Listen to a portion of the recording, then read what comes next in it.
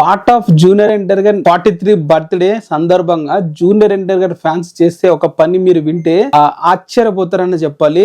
అలాగే ఇంత junior NTR fan అయిన ప్రతి ఒక్కరు ప్రౌడ్ గా ఫీల్ అవుతాడు. ఇది కదా జూనియర్ ఎన్టీఆర్ కూడా కోరుకునేది అని చెప్పి అంటారు ఈజీగా. ఎందుకంటే రీసెంట్ గా junior NTR Hyderabad fan president అయిన నందిపాటి మురళి వచ్చేసి ఒక ట్వీట్ అయితే వేయడం జరిగింది.